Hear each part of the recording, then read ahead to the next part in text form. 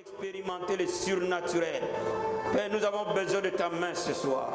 Dans des maisons, papa, les frères et sœurs qui sont des célibataires, une grâce particulière dans leur vie ce soir. Une inspiration particulière dans leur vie ce soir. Au nom de Jésus de Nazareth, nous avons ainsi prié.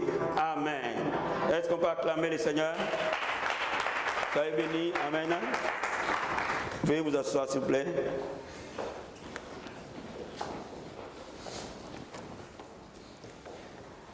Nous avons un long message, mais le Seigneur vraiment me met à cœur à la fin de prier. Alléluia. Alléluia. Donc, nous allons non seulement recevoir la parole du Seigneur, mais aussi prier. Amen.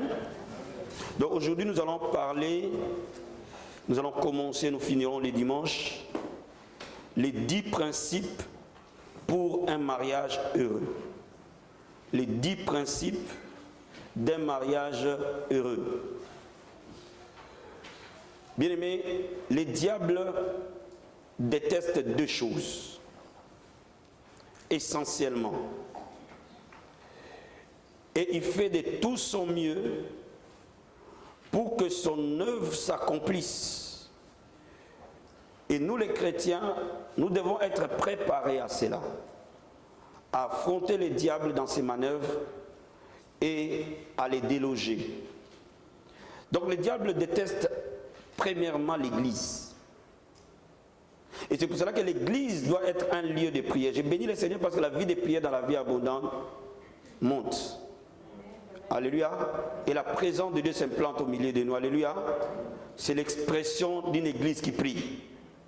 Donc attends-toi à la visitation, attends-toi à des miracles, à des signes, à des prodiges. Alléluia. Et les diables détestent en second lieu les familles. Les diables détestent l'Église et les diables détestent la famille. Mais il n'y a pas d'église forte sans des familles fortes.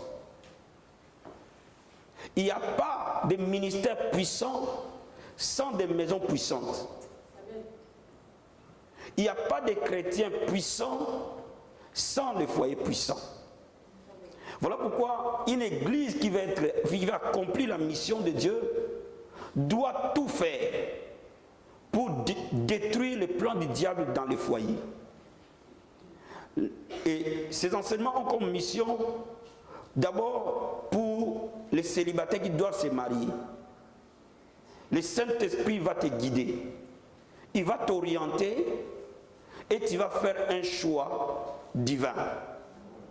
Et tu vas être conduit dans les choix divins. Et le Saint-Esprit va t'influencer à faire un choix divin.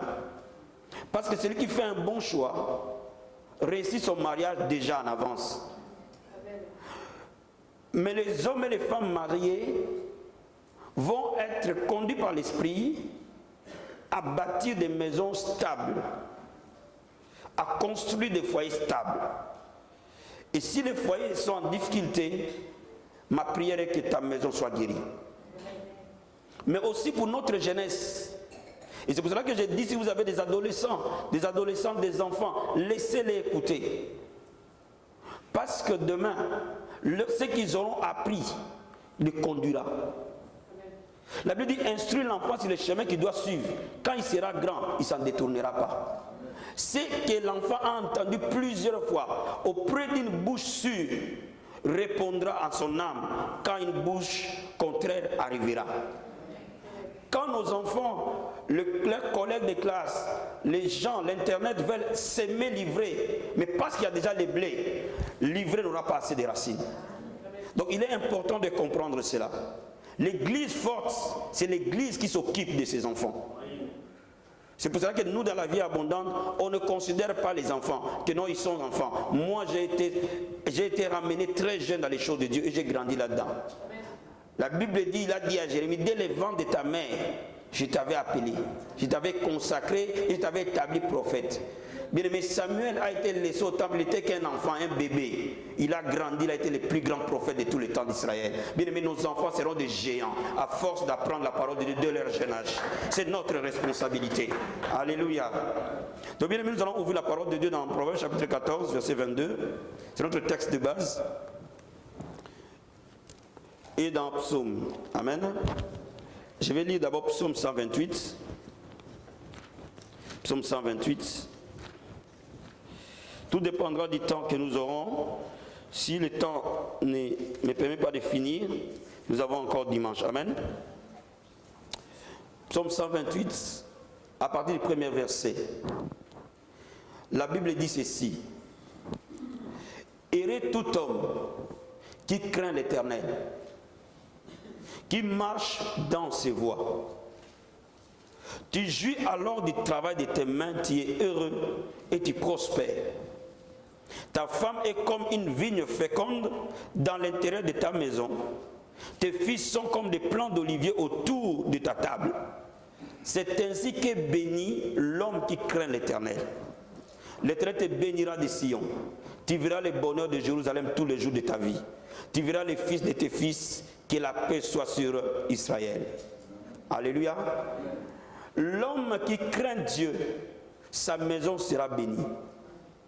L'homme qui craint Dieu, la bénédiction dans son foyer est une conséquence logique. Le Saint-Esprit m'a appris quelque chose. La bénédiction n'est pas une promesse. La bénédiction est une conséquence logique de la mise en pratique de la parole de Dieu. L'homme, je ne parle pas de homme-femme, je parle homme, masculin, monsieur. Le monsieur qui craint Dieu, sa maison sera bénie. Le monsieur qui craint Dieu, sa femme sera une femme féconde dans tous les plans. Le monsieur qui craint Dieu, il verra ses enfants, ses petits-enfants et parfois ses arrière-petits-enfants. Dieu bénit ceux qui les craignent. Nous les hommes, le Seigneur nous demande de les craindre. Quand nous craignons Dieu, notre maison est bénie. Alléluia. Mais regardons pour la femme. Proverbe chapitre 14. Je vais lire le verset 22.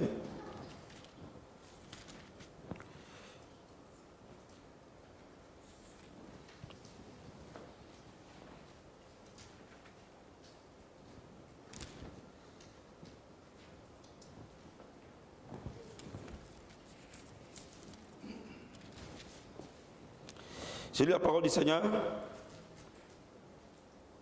Excusez-moi, il y a eu une petite erreur.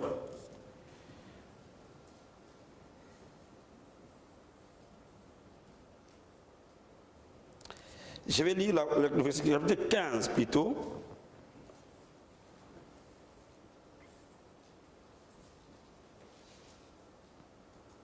Verset 32.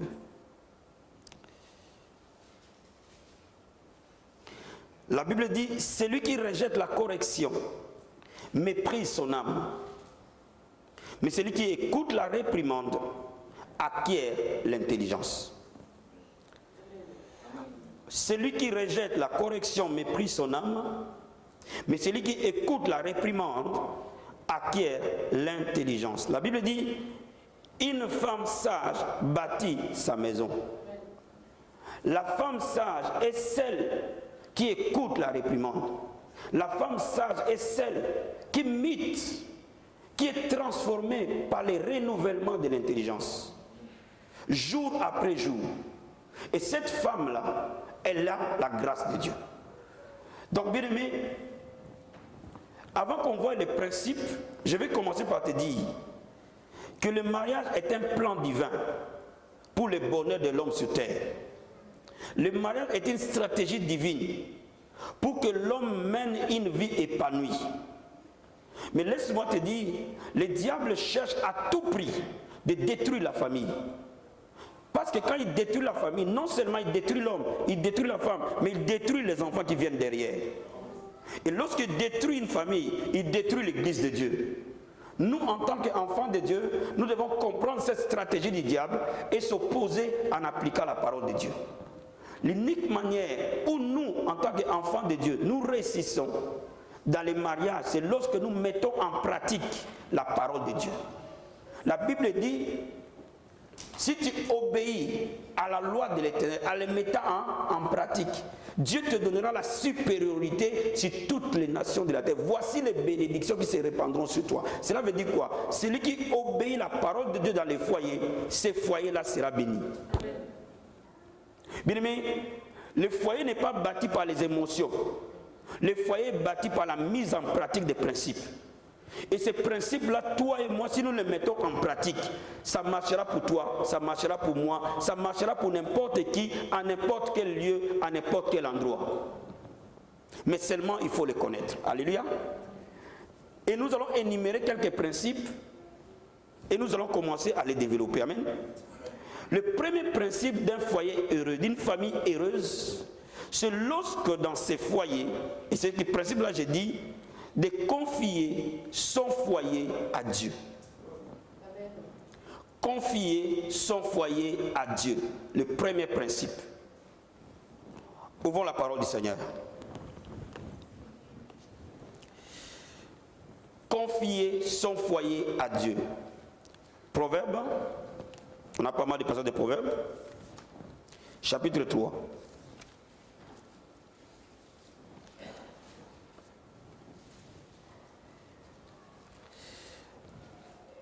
Verset 5. La Bible dit ceci. Vous y êtes? J'essaie d'aller vite, hein? Mais si on ne finit pas, c'est pas grave. Amen. On va aller, là on va se finir, mais on va prier. La Bible dit, confie-toi à l'Éternel de tout ton cœur. Ne t'appuie pas sur ta sagesse. Reconnais-le dans toutes tes voies. Il aplanira tes sentiers. Quand on prend ce principe, on l'applique dans la famille, Dieu nous dit, sois pas sage à tes propres yeux. Lorsque tu veux bâtir une famille, ne pense pas je suis beau, ne pense pas je suis belle. Est-ce qu'elle ira encore? Est-ce qu'il aura un beau homme comme moi? Où est-ce qu'il va aller encore? Est-ce qu'il aura une belle femme comme moi? C'est ça, c'est confier à sa propre sagesse. Est-ce que tu auras, est-ce que si tu n'étais pas rencontré à l'église, tu allais avoir un beau monsieur comme moi? C'est confier à sa sagesse. La Bible dit, dans toutes tes voies, reconnais-les, il aplanira tes sentiers. Ce n'est pas toi qui fera que ta maison soit bénie, mais c'est lui qui bénira ta maison dès l'instant où tu confies ses foyers.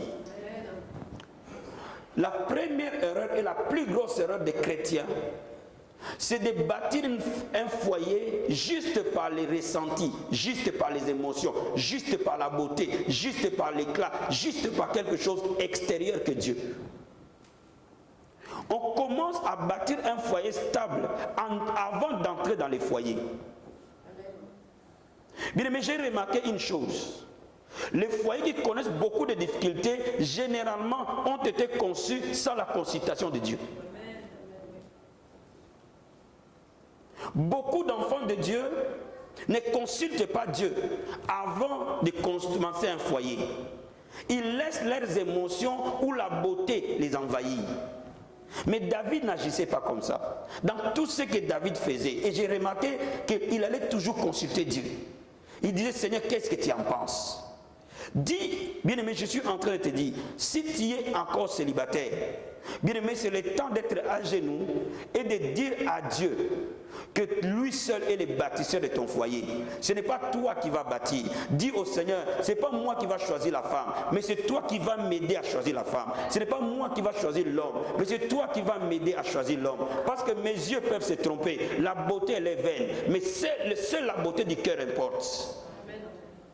Bien-aimé, je tiens à dire cela déjà par rapport à nos enfants, par rapport aux jeunes garçons, aux jeunes filles. Ne te marie pas en tenant compte que non, là j'ai avancé. Oh non, j'ai 35 ans, j'ai 40 ans. Bien-aimé, Dieu est fidèle. Si tu te mets à genoux, il va te guider. Si tu as 40 ans, il y a un monsieur de 42 ans. Si tu as 50 ans, il y a un monsieur de 52 ans. Si tu as 60 ans, Dieu a toujours 62 ans. Si tu as 80 ans, Dieu en a encore de 82 ans. Bien-aimé, les réserves de Dieu ne sont pas finies. Même quand Élie a dit, je suis le seul prophète, Dieu lui a dit, j'en ai encore d'autres. Bien aimé, l'homme regarde le temps, mais Dieu a toujours une réserve pour toi. Est-ce que vous êtes avec moi? Lorsqu'on veut bâtir un foyer, on ne bâtit pas le foyer par concurrence ou par compétition.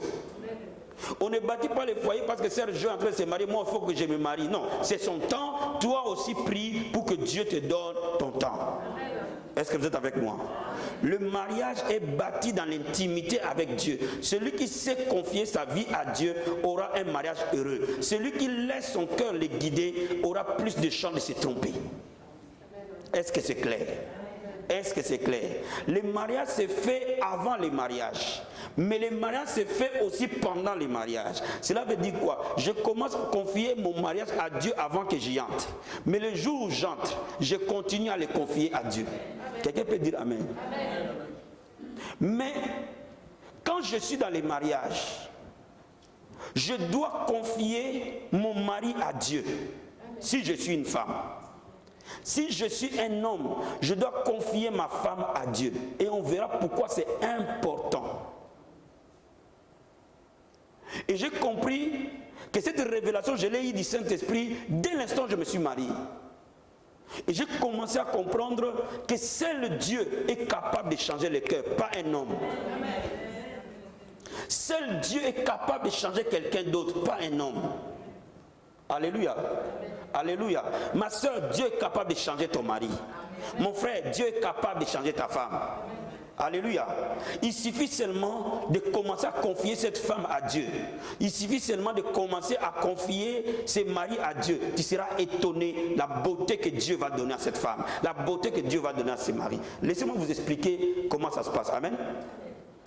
Ouvrons le livre des Colossiens d'abord. Colossiens, j'ai pas mal de versets bibliques, mais c'est un enseignement, alléluia.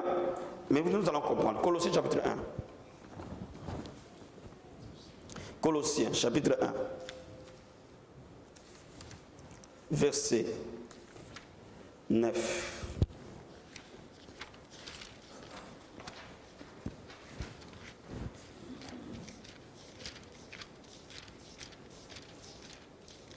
J'ai lu la parole du Seigneur.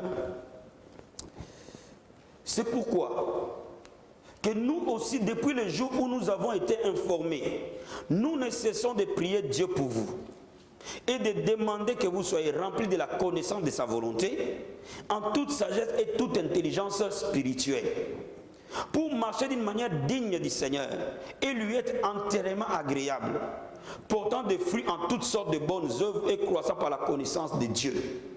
Fortifié à tous égards par sa puissance glorieuse, en sorte que vous soyez toujours et avec joie, persévérants et patients.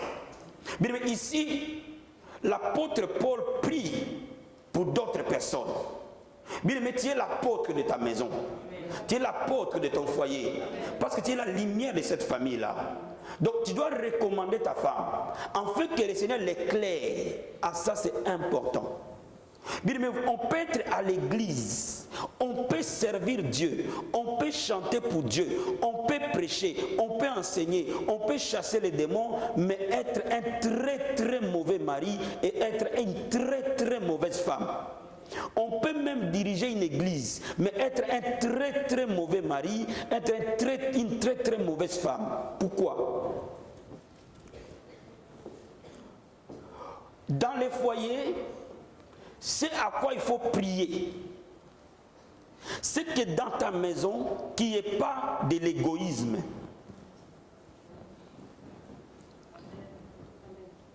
L'égoïsme, c'est l'idolâtrie. Et Dieu dit, tu n'auras point d'autre Dieu devant ma face. Laisse-moi te dire, l'égoïsme c'est quoi? C'est lorsque mes intérêts priment. Je ne regarde qu'à moi et pas à l'autre. Généralement, les hommes égoïstes, ils ont besoin de l'affection de leur femme que lorsque eux, ils ont envie de leur femme. Mais ils ne se posent pas la question que est-ce que cette femme-là, à cet instant-là, a envie de lui? Est-ce que cette femme-là a aussi ses propres envies? Généralement, nous voulons que les gens nous accordent de l'attention, mais nous ne donnons pas aux autres. Généralement, nous voulons que les gens nous aiment, mais nous ne les aimons pas. Généralement, nous voulons que les gens nous obéissent, mais nous ne les aidons pas. Bien, mais le couple est détruit par l'égoïsme et l'égocentrisme. Quand il y a un enfant de Dieu qui prie, prie pour ton mari, Seigneur, enlève l'égoïsme de son cœur. Change-le parce que tu es capable d'ouvrir son intelligence. Tu es capable d'ouvrir son intelligence. Tu es capable, fais de lui qu'il comprenne ta volonté et qu'il soit agréable à toi. S'il est agréable à toi, il sera agréable à moi. Bien, mais quand tu commences à prier pour ton mari, qu'est-ce qui va se passer? Généralement, j'ai remarqué une chose. Quand on prie pour sa femme ou pour son mari, Dieu ne change pas ton mari. Mais Dieu te change toi. Je dis ceci. Quand généralement on commence à prier pour ton mari ou pour ta femme, généralement on ne voit pas lui changer, mais toi tu vas changer, tu vas commencer à le voir autrement, tu vas commencer à l'apprécier. Pourquoi? Parce que chacun de nous a des qualités, chacun de nous a des défauts, mais lorsque tu commences à apprécier les qualités de l'homme ou de la femme que Dieu t'a donné, tu es prêt à bâtir un foyer heureux. Voilà pourquoi quand la prière arrive dans un couple, ce couple-là va réussir nécessairement. Quand la vraie prière arrive dans un couple, et quand les membres composants du couple comprennent l'importance de soutenir l'autre dans la prière, bien aimé, Dieu nous façonne, nous change. Au lieu que tu ne sois là que pour faire des remarques, tu ne fais pas ça, tu ne fais pas ça, tu ne me fais pas ça, tu ne me fais pas ça, tu ne me fais pas ça, tu ne me fais pas ça, dis ah, tu me fais ça chérie, quel privilège. Vous savez, aujourd'hui quand je venais avec maman, elle m'a dit, je vais aller chercher un cadeau pour toi. Et je lui ai dit, tu sais, tu es le plus beau cadeau que j'ai eu dans ma vie. C'est toi mon cadeau.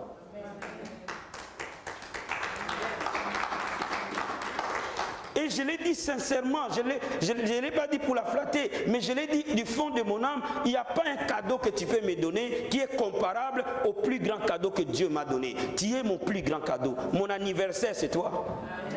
Quelqu'un peut dire amen. Quelqu'un peut dire amen. Quelqu'un peut dire amen. Bien aimé, ça là, c'est seule la prière peut faire ça. Parce que l'homme naturel voit toujours ce qu'il ne faut pas. Vous voyez, dans cette affaire-là, je pouvais aussi dire à ma femme, il est 19h, on doit aller à l'église. C'est à ce moment-là que tu dois aller me chercher un cadeau. Toute la journée, tu étais où pour aller chercher les cadeaux? C'est aussi une façon de voir les choses. Alléluia. Généralement, ce que l'autre peut voir mauvais, quand tu es rempli du Saint-Esprit, frère, tu vas commencer à voir ça un bonheur. Tu vas commencer à apprécier les matembele que ta femme prépare pour toi. Tu ne vas pas commencer à dire, il manque du sel, il manque de l'huile, il manque de piment. Mais quand les gens commencent à faire des remarques, ils deviennent charnels. Dans un foyer où les gens sont charnels, il y aura beaucoup de remarques. Voilà pourquoi il faut que tu pries pour ton foyer. Vous allez voir, dans un foyer où les gens sont charnels, ça ne fera que ça, remarque sur remarque. Tu ne m'as pas fait ça, tu ne t'occupes pas de moi, quand je rentre ici, tu ne me regardes même pas, je suis là, tu me vois comme un homme, il n'y a que ça.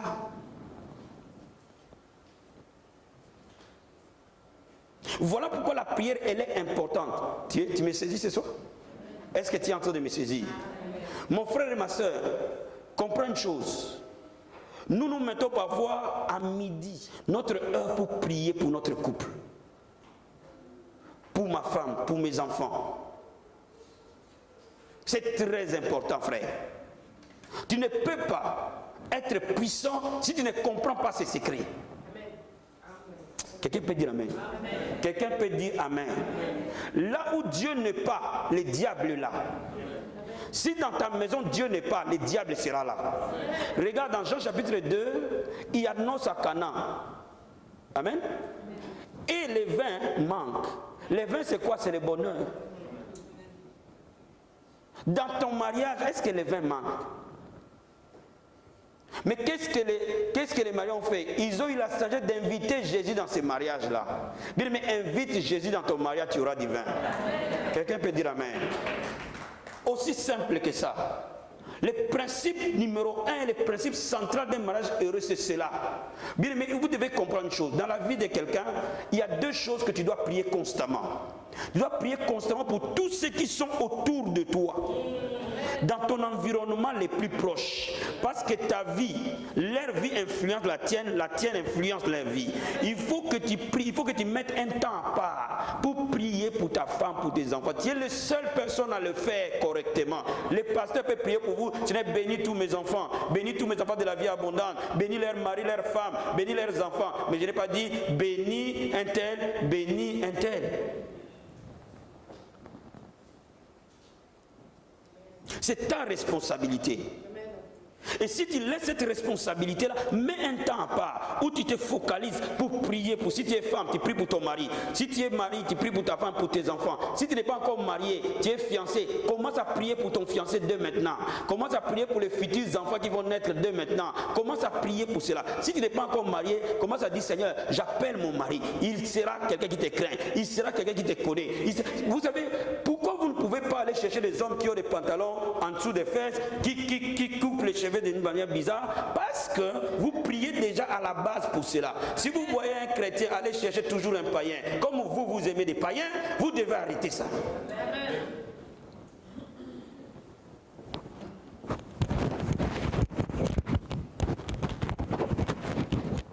Qu'est-ce qu'un païen va te donner?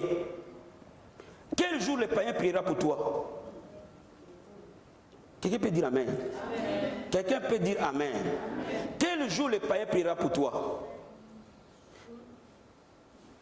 Mais par contre, quand tu commences à prier dès le départ pour cela, mon ami, ton cœur va se détacher des païens et tes yeux vont s'ouvrir. Si ton problème c'est un pantalon, tu vas donner à tu vas dire, oh, mais c'est mon frère, il a le Saint-Esprit, je vais lui chercher un pantalon serré parce que j'aime des pantalons serrés. Si tu aimes les hommes qui sont un peu costauds, tu vas lui donner un peu de la semoule, il va prendre du volume et il va devenir costaud. Si tu aimes les hommes minces, tu vas les mettre à régime. Vous savez, quand j'ai eu ma femme, il a dit, moi j'aime pas les hommes gras, il faut que tu sois au régime. Il m'a mis au régime, j'ai accepté le régime. Maintenant, quand on s'est rencontré, à force d'habitude, il m'a laissé vivre. J'ai dit, mais attends, des trucs de régime, maintenant je vais vivre. Mais vous savez, quand on veut gagner le cœur d'une femme, on fait tout. Hein? Dis Amen. Dis Amen. Mais je vous dis des choses vraies. On m'a mis au régime. On m'a amené voir un diététicien à Saint-Lazare. Monsieur, il ne faut pas manger ça, tu manges trop de cochon, il ne faut pas manger ceci, il ne faut pas manger cela. J'ai suivi et j'ai perdu du poids, ça m'a fait du bien. Quelqu'un peut dire Amen. Quelqu'un peut me dire Amen. Vous voyez, l'emballage, on peut le modifier. Si je vais grossir, je grossis. Si je vais me perdre, je perds. Mais le cœur, seul Dieu touche. Le diététicien ne peut pas toucher le cœur, seul Dieu touche le cœur. Mais l'unique manière où le cœur est touché, lorsque l'on est à genoux, lorsqu'on prie. Femme, vie abondante, priez, vous allez entrer dans des mariages heureux. Priez, vous allez avoir des foyers solides. Priez, vous allez avoir des enfants solides. Vous savez, ma vie, lève-toi un peu, lève-toi. Vous ne pouvez pas imaginer, Dieu me parle de cet enfant. Lève-toi. Vous voyez, quand on prie, il y a des choses. Laissez que vos enfants, je les connaisse. Hein. Amen. Viens, je vais vous expliquer quelque chose. Vos enfants, faites tout pour que je les connaisse. Amen. Pour que quand je prie, qu'ils soient dans ma tête. Amen. Amen. Alléluia. Amen. Alléluia. Aujourd'hui, le Seigneur m'a parlé de cet enfant, j'étais impressionné. Amen. Ma fille, tu as une grande destinée, aie confiance en toi. Amen. Dieu m'a dit de te dire et dire à ton père que tu aies confiance en toi. Amen. Tu as suffisamment de talent et confiance. Tu m'entends? Aie confiance en toi. C'est très important. Amen. Dieu m'a dit de te dire ça. Amen. Tu as une grande destinée, mais toute la différence se fera selon que ton mental comprendra que tu as de la valeur. Amen. Amen. Affirme-toi devant ta sœur de maintenant. Amen. Aie confiance en. Amen. Tu fais certaines bêtises parce que tu n'as pas confiance en toi. Papa, tu es là, non? Fais tout pour que l'enfant ait confiance en elle. Amen. Beaucoup de choses, parfois vous allez la taper, c'est parce que tout simplement, je ne sais pas qu'est-ce qui se passe, mais elle perd confiance. Tu es un enfant merveilleux. Amen. Tu es super intelligente, ma fille. Tu as une grande destinée. Alors cultive la valeur de toi-même. Cultive avoir confiance à toi et à Dieu et à ta destinée. Amen. Parce qu'elle est grande. Cet enfant a une intelligence phénoménale. Donc essayez de pousser cet enfant au plus loin possible. D'autres choses on dira en privé. Dis amen. Dis amen. Dis amen. Voyez-vous, comment Dieu ne peut pas parler à tes enfants, à toi? Comment Dieu ne peut pas toucher ton mari? Dis à ton voisin, prie pour la vie des familles. Prie pour ta vie des familles. Prie pour ta vie des familles. Que tu sois marié ou célibataire, prie pour ta vie des familles. Que tu es adolescent ou adolescente, prie pour ta vie des familles. Est-ce qu'on peut acclamer le Seigneur?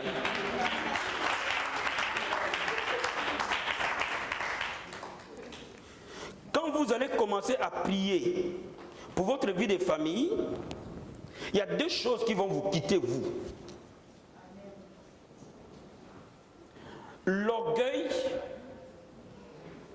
et l'égoïsme. Les deux poisons de foyer. Malheureusement, dans des foyers, personne ne dit qu'il est orgueilleux. Et généralement, les gens qui sont orgueilleux ne disent jamais qu'ils le sont. L'orgueil, c'est lorsque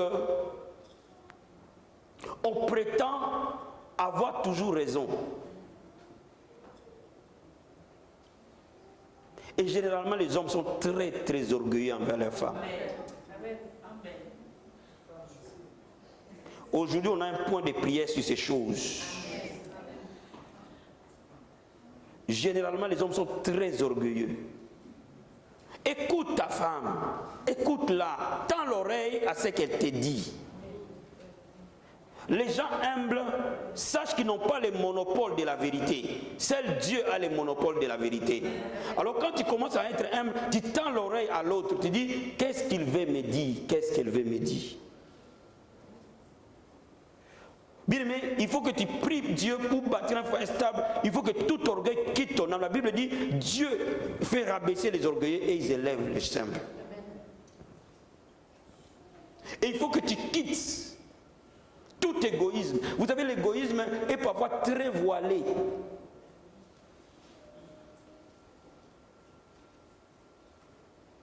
Il y a des gens qui ne veulent jamais dormir la nuit.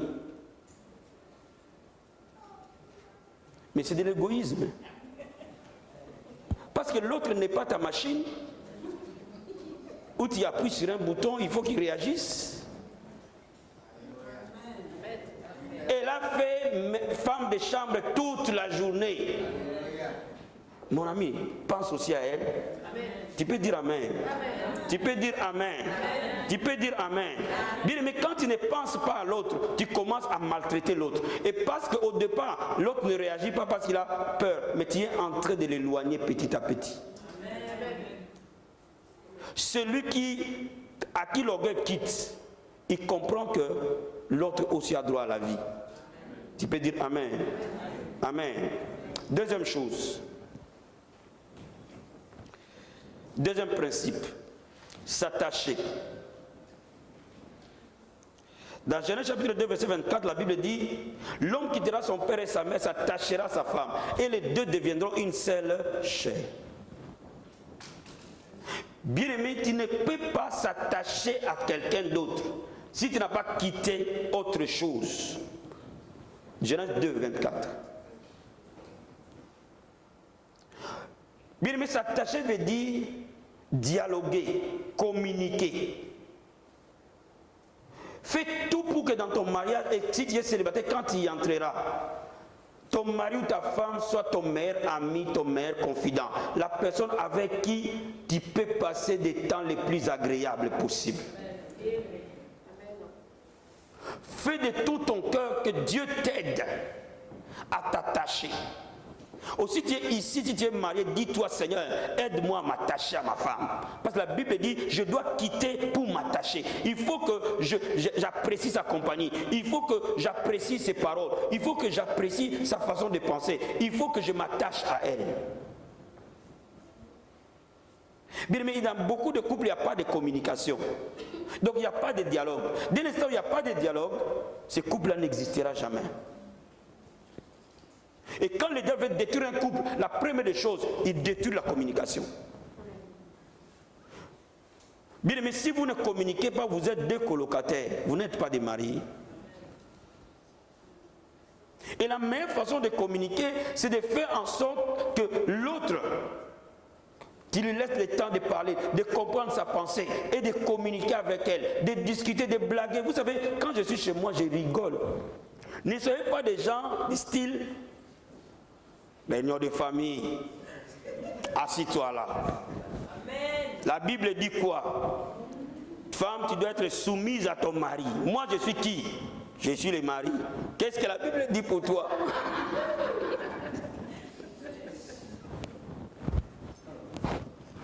Vous savez, il y a des hommes qui communiquent comme ça. Je suis l'homme de la maison. Tu me dois du respect. La Bible dit, ça ne marche pas ce genre de communication. Ça, c'est le mariage des années 40. C'est terminé. Tu peux dire amen.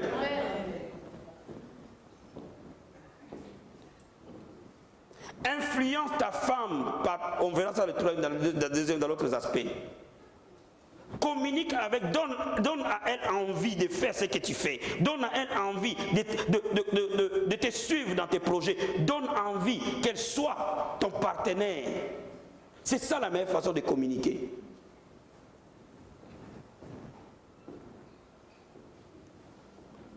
Bien, mais lorsque quelqu'un trouve son intérêt dans ce que tu fais, il te suit. Dis amen. Dis amen. Dis amen. J'ai dit, lorsque quelqu'un, tu veux que les gens te suivent, fais en sorte qu'il trouve son intérêt dans ce que tu fais. Si moi je veux que ma femme me suive, je vais d'abord l'observer, je vais l'étudier, je vais découvrir ce qu'elle veut. Et je vais la tenir par la main, on va marcher ensemble. Mais il est important que vous priez pour que vous vous attachiez. Aujourd'hui, les gens sont devenus méfiants. Et je vais donner ma carte bleue à la femme. Tu vas être surpris à construire une maison à Abidjan. La femme fait les lits que les maris sachent. La tontine à l'église. Ils font leur tontine en catimini et tu apprends par les gens que c'était ta femme qui a mangé 3 000 euros. Et tu n'as pas vu où est parti ces 3 000 euros. Tu n'en sens même pas l'odeur. Mon ami.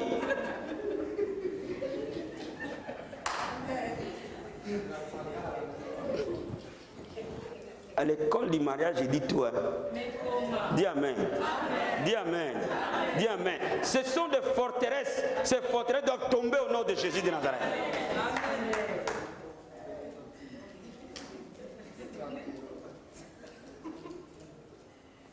Vous savez, si vous cherchez mon chéquier, vous allez le trouver dans les sacs de ma femme. Mais les hommes d'aujourd'hui, ékengués, chacun protège son os, on ne sait jamais.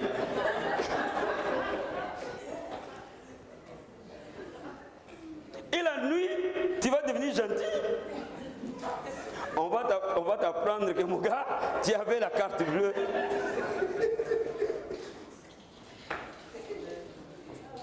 Amen. Non? Amen. On va te retourner la pièce de ta monnaie. Garde la carte bleue, comme tu sais garder la carte bleue, garde. Après tu vas commencer à dire, pasteur, cette femme est une mauvaise femme.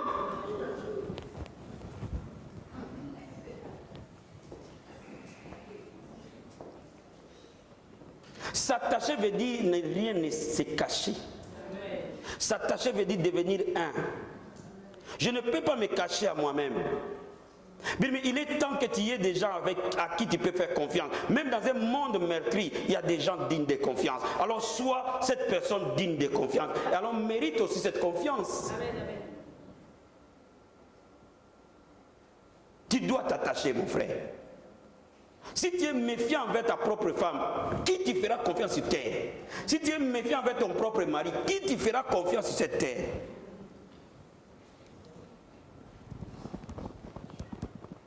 Il est important, bien-aimé, que tu t'attaches. Dis Amen.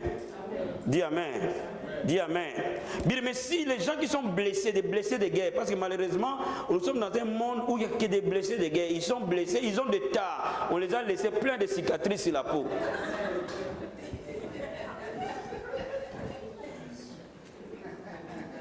Et ces blessés deviennent prudents. Ils ne veulent plus être blessés encore. Mais justement, à force de ne pas vouloir être blessé, tu seras blessé une troisième fois. Fais confiance au Seigneur. Confie ta maison à Dieu et avance. C'est la foi. Le mariage est bâti dans la foi. Dis Amen. Dis Amen. Bien, mais je vais te parler de troisième principe, éliminer. Regardons Romains chapitre 13. J'ai dit deuxième principe, s'attacher. Troisième principe, éliminer. Et je pense que c'est là où je vais m'arrêter pour aujourd'hui. Les autres, on verra dimanche. Amen. Regardons Romains chapitre 13, verset 11.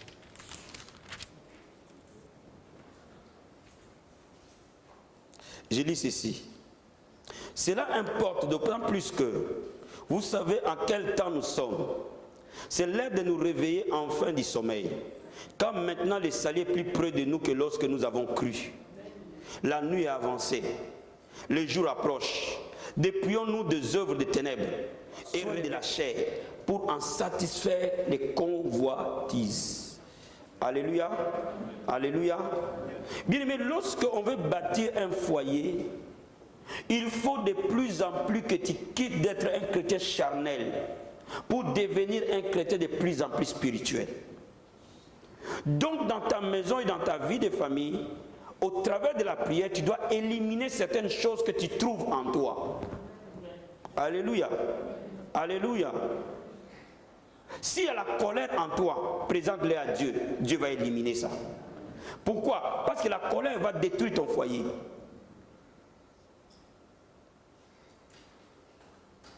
J'ai vu des hommes, parfois quand ils s'énervent avec les femmes, ils tremblent. Ils ont eu des camots.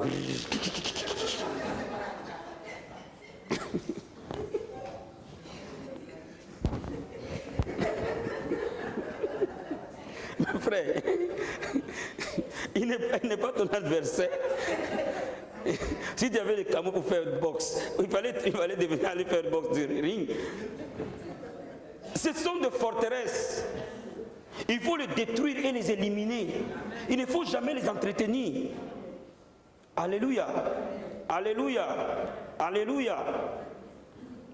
Il faut mettre le passé derrière soi. Ne commets jamais l'erreur de dire quand j'étais avec Marie-Jeanne. Les hommes du passé. J'étais avec Marie-Jeanne. Marie-Jeanne m'a mené au cinéma. Marie-Jeanne faisait le fumbois. Mais elle là, ce n'est pas Marie-Jeanne. Mais pourquoi tu lui parles de Marie-Jeanne? Les choses du passé sont passées. Arrête avec Marie-Jeanne. Sœur, ne compare pas ton mari avec ton ex-copain. Luc était gentil. Hein? Il fallait rester avec Luc. Vous devez éliminer le passé de votre vie. La Bible dit ceux qui sont dans Jésus sont devenus de nouvelles créatures. Les choses anciennes sont passées. Il faut que le passé soit enterré. Bien, mais tes bonnes choses, tout comme tes mauvaises choses du passé, enterre-le pour aller dans ton futur avec ton prochain mari, avec ton mari. Alléluia. Bien, mais il est important que quand vous vous mariez, que votre passé soit enterré. Même si vous avez eu des enfants avec des gens, ce passé-là doit mourir nécessairement. Est-ce que vous me saisissez? Est-ce que vous me saisissez? Sinon, vous aurez des soucis. Vous devez éliminer les tentations, les fantasmes. Beaucoup de gens entrent dans le mariage avec des fantasmes.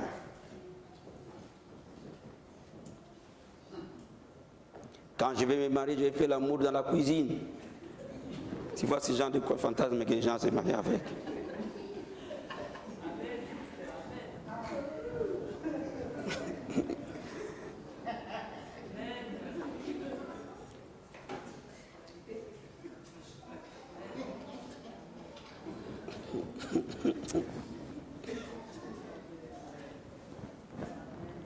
vous devez arrêter ça. Les livres que vous avez lus, dans des romans bizarres que vous avez lus, ça, ce ne sont que des rêveries.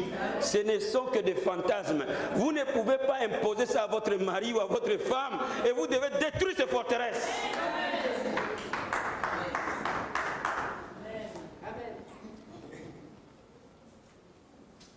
Vous devez vous débarrasser de votre vie de la pornographie et sous toutes ses formes. La pornographie a envahi les maisons de croyants. Comment voulez-vous que Dieu vous utilise si votre maison là où vous dormez n'a pas la sainteté?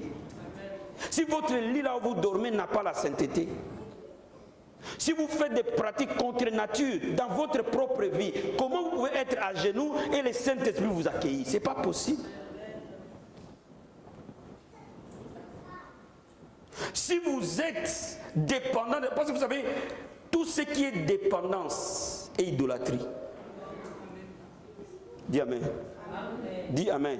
Tout ce qui est dépendance est idolâtrie. Je me suis rendu compte qu'il y a des chrétiens qui sont devenus dépendants de la pornographie. C'est de l'idolâtrie. Tu dois être délivré de ces choses. Il faut que tu pries pour ça, pour que ça te libère. Si tu n'es pas libéré, viens me voir. On va se mettre en jeûne et prière, on va se débarrasser de ça. Vous devez éliminer toute forme de tentation sexuelle perverse. Vous devez avoir une vie, une sexualité saine et sainte. Je l'ai dit le mercredi, ce n'est pas parce que tu t'es marié que j'ai béni les mariages, c'est-à-dire que tout est autorisé. Non, non, non, non, non, non, non. Les enfants de Dieu ne sont pas des animaux. Laissez les païens être des animaux. Sois homme. Dis Amen. Dis Amen. Dis Amen. Traite ta femme avec dignité. Traite ton mari avec dignité. Ma soeur, un homme pervers ne peut pas jouer avec ton corps n'importe quelle manière. Il faut que tu lui donnes la leçon de la vie.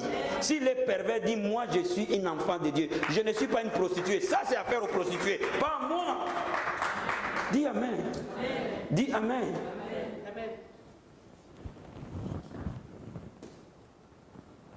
Éliminez les comparaisons.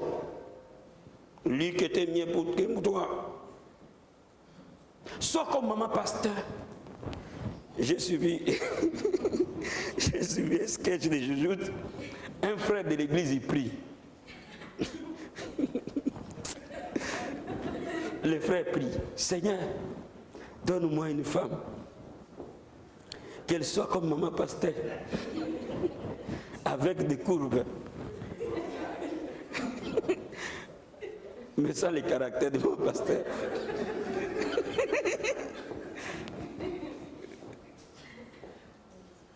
Maman pasteur, mais les femmes d'autrui. Donc vous ne pouvez pas la comparer à votre femme, ni à vous-même. Parce que Dieu peut te donner un foyer heureux à ton image. Tu as ta personnalité. Elle doit t'inspirer, mais tu ne dois pas la copier. Dis Amen. Tu peux dire Amen. Ne bâtis pas ton foyer sur l'image du foyer du pasteur. Bâtis ton foyer en Jésus à ton image. Est-ce que vous me comprenez? Est-ce que vous me saisissez? Il faut éliminer toute forme de vie déséquilibrée. Il y a des gens qui ont des vies déséquilibrées. Ils dorment tous les jours à 2 heures du matin. Ils n'ont aucun temps de repos, aucun temps de vacances, aucun temps d'intimité. Ils tournent 7 jours sur 7. Ça, c'est une vie déséquilibrée. La Bible dit la balance fausse est en horreur à l'Éternel. Bien aimé, il faut que tu aies un temps en tant que père de corriger les devoirs de tes enfants. Ça, c'est une vie équilibrée. Il faut que tu aies un temps en tant que père de discuter avec tes enfants. Ça, c'est une vie équilibrée. Ça fait du bien de prier, mais ça fait aussi du bien de sortir avec tes enfants, te balader. Ça fait du bien. Amen. Dis Amen. Amen. Dis Amen. Je dis à quelqu'un, demande à Dieu de te donner une vie équilibrée. Toute vie déséquilibrée pose problème. À seule condition de ne pas zapper l'église sous prétexte qu'on doit aller à Tour Eiffel.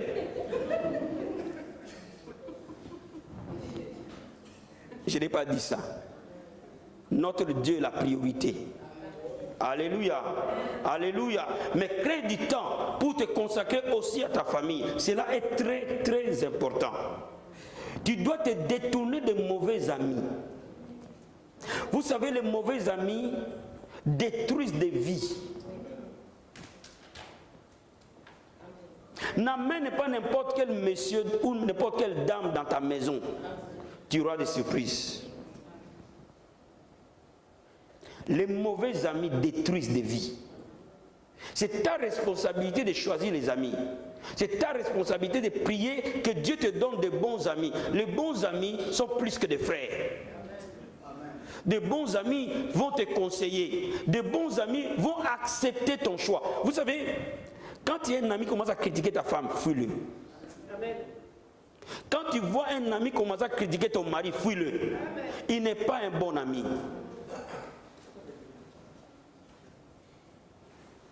Les bons amis vont t'amener plus loin.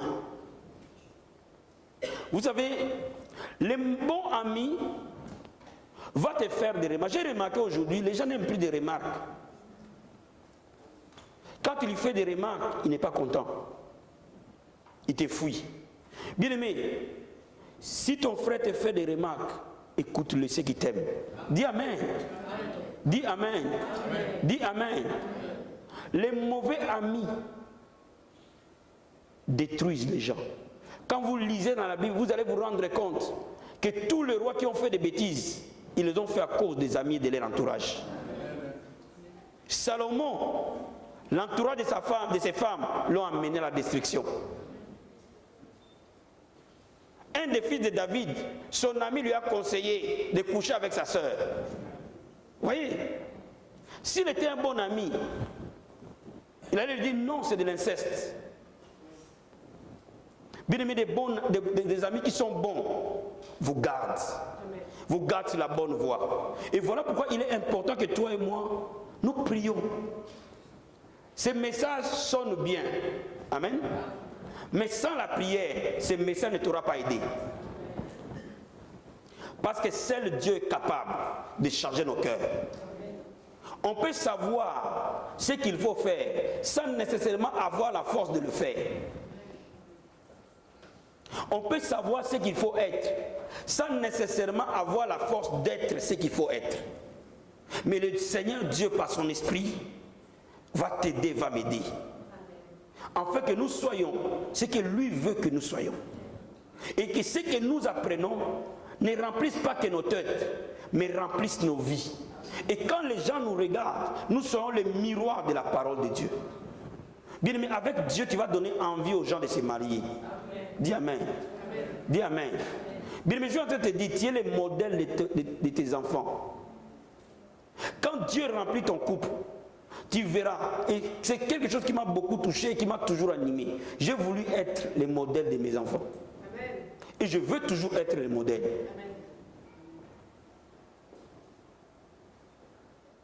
Parce que le monde a toujours besoin de quelqu'un pour voir, afin de reproduire ce qu'il a vu.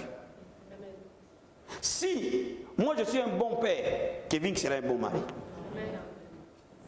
Si moi je suis un bon père, Julia sera une bonne femme. Parce qu'il aura vu la manière que je traite sa maman, la même manière, elle aura déjà une idée d'un bon mari. Quelqu'un peut dire Amen. Quelqu'un peut dire Amen. Cela veut dire que quand une personne l'approche, elle cherchera à calquer un peu son mari sur base de ce qu'elle aura vu. La vie, c'est cela. Nous laissons un héritage. Nous léguons quelque chose à nos enfants. Voilà pourquoi toi et moi, nous devons prier ce soir. Amen. Est-ce que nous sommes prêts? Est-ce que nous sommes prêts? Alors nous allons nous lever et nous allons prier ensemble.